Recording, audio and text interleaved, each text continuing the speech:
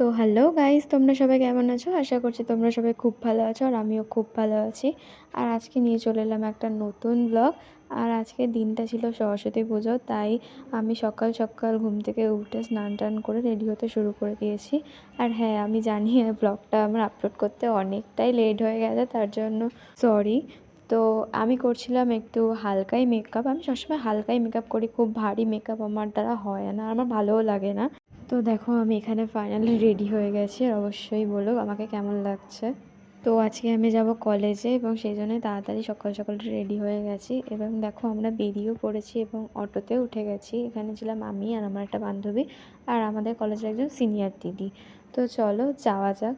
তো অটো থেকে নেমে আমরা হেঁটে হেঁটে যাচ্ছি, আর আমাদের কলেজে যেতে 5 মিনিট লাগে অটো থেকে নেমে।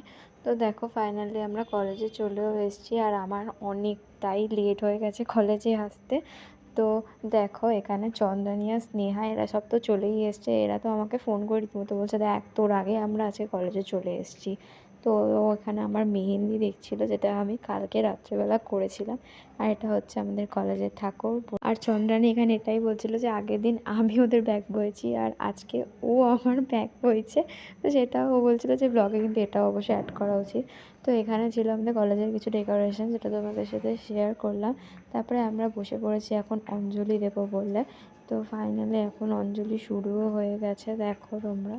আমাদের কলেজের অঞ্জলি দেওয়ার টাইম ছিল 10:30, আর আমরা প্রথম ব্যাচেই অঞ্জলিটা গিয়ে দিয়ে দিয়েছি। তো তারপর এখানে চলছিল ফুল লাগানোর পর্ব, যেটা আমি আর সঞ্জনা আসার সময় নিয়ে এসেছিলাম। আর এখানে সঞ্জনা চন্দ্রানীকে লাগিয়ে দিয়ে তারপরে আমার মাথায় ফুল লাগিয়ে দিচ্ছিল।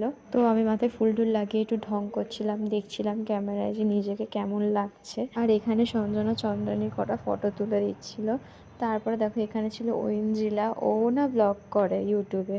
তো ওকে আমি বলছিলাম যে আমার ব্লগে তোকে অ্যাড করব, তো তুই একটু নেচে দেখাও। বলছে আমি আবার কি নাচবো, এই নিয়ে হাসাহাসি করছিলাম। আর ও আমাকে বলছিল, দেখ আমাকে ভালো লাগছে তো, ভালো লাগছে তো। আমি বললাম যে হ্যাঁ তোকে তো ভালোই লাগছে, একদম প্রিন্সেস। তো যাই হোক, হ্যাঁ এখানে চলছিল পুজো। তো আমরা এখানে প্রদীপের তাপ নিয়ে নিলাম। তো এখানে আবার রাস্তায় বেরিয়ে ফটোশ্যুট শুরু। আর ইনি হচ্ছে আমাদের মিষ্টি ক্যামেরাম্যান। আর এখানে একটা খুব মজার জিনিস ঘটেছে, আমি কখন ক্যামেরা অন করেছি সঞ্জনা তো বুঝতেই পারিনি। আমি তাই ওকে বলছিলাম মজা করে যে সবসময় পোজ ঠিক করে রাখবি, কিন্তু ক্যামেরা যখন তখন অন হয়ে যেতে পারে। তো তারপরে আমাদের সব কাজ শেষ কলেজে, তো আমরা একটু ঘুরতে বেরালাম। তো কোথায় যাওয়া যাক এখন চন্দ্রানীর হচ্ছে স্কুলে।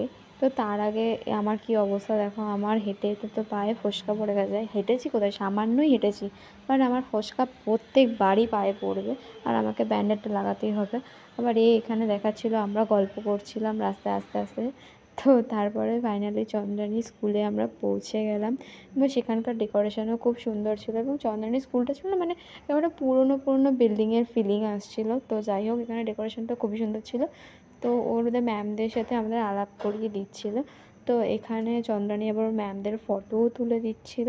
তারপরে আবার আমরা কলেজে চলে এলাম এবং এখানে আমাদের কলেজ থেকে প্রসাদ বিতরণ হয়েছে, তো সেটাই আমরা কালেক্ট করে নিলাম।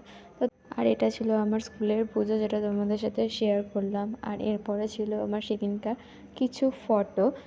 আর ব্লগটা ভালো লাগলে অবশ্যই লাইক কমেন্ট শেয়ার করতে কিন্তু ভুলবে না।